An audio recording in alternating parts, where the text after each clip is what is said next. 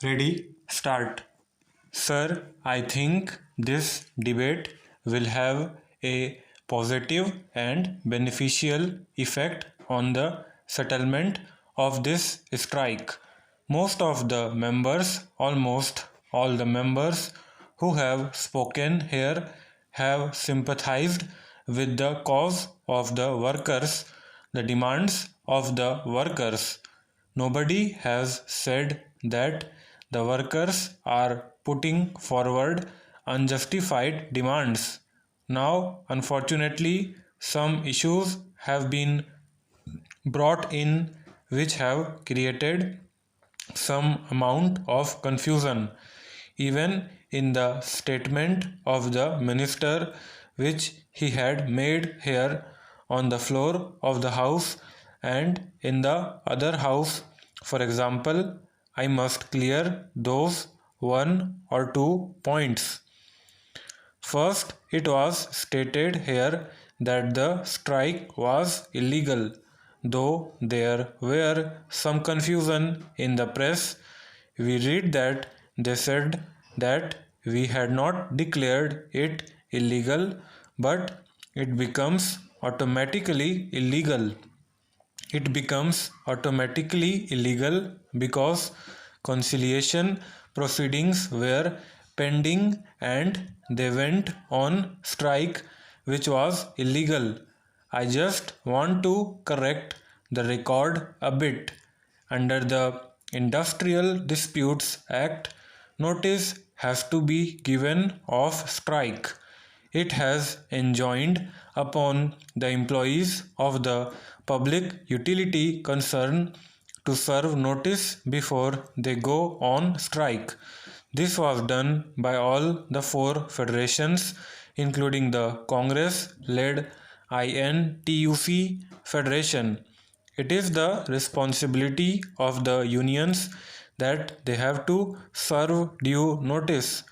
Under Section 22 of the Industrial Disputes Act, once a notice of strike is received, it is the responsibility of the government immediately to start conciliation proceedings, and the Act says that the conciliation proceedings have to be conducted by a conciliation officer.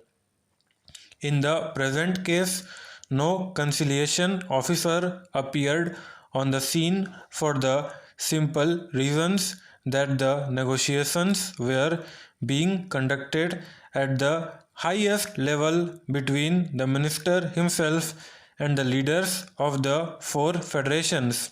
The question of conciliation officer coming along and holding conclusion proceedings does not arise in this case.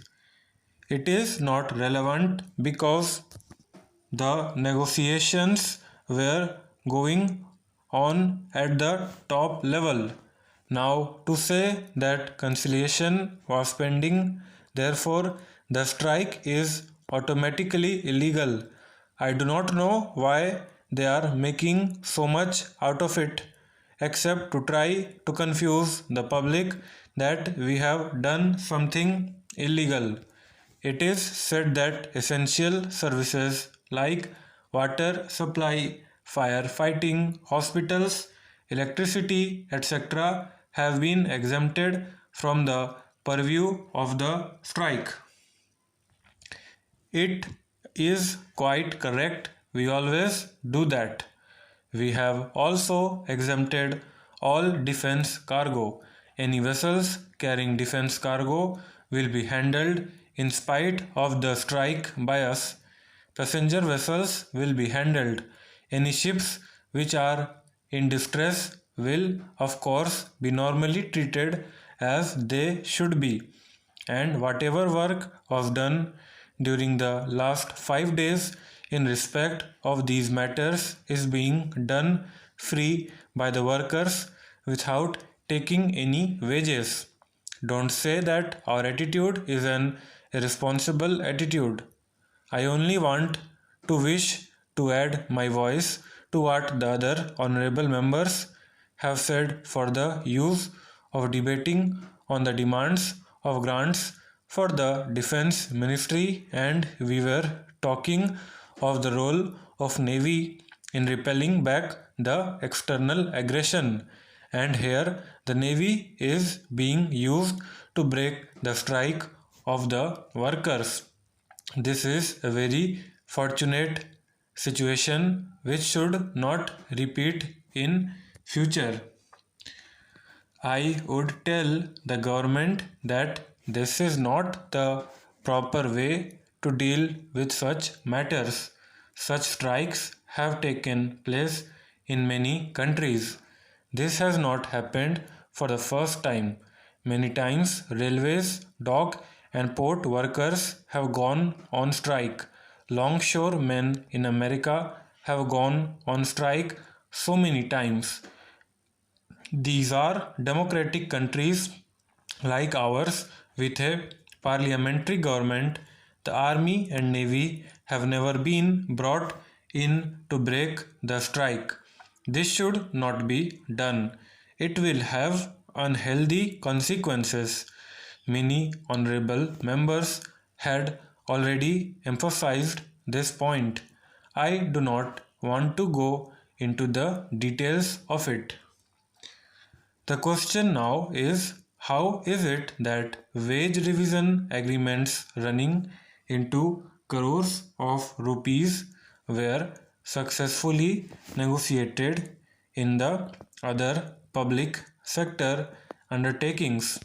Nowhere it was necessary for the workers to go on strike, neither in coal nor in steel, petroleum, bhel, or any of the major public sector undertakings where new wage agreements were signed in the course of last 1.5 years. How is it that only in the case of port and dock workers things have come to such a pass where a strike has taken place and it is going to complete 1 week? We do not want the strike to go on, we want a settlement. If the government wants to test the unity or determination of the workers, well, I think 1 week is ample to demonstrate them, and it is not necessary to prolong that. We have made it clear. The four federations have also said that. You have read that in the newspapers this morning. Stop.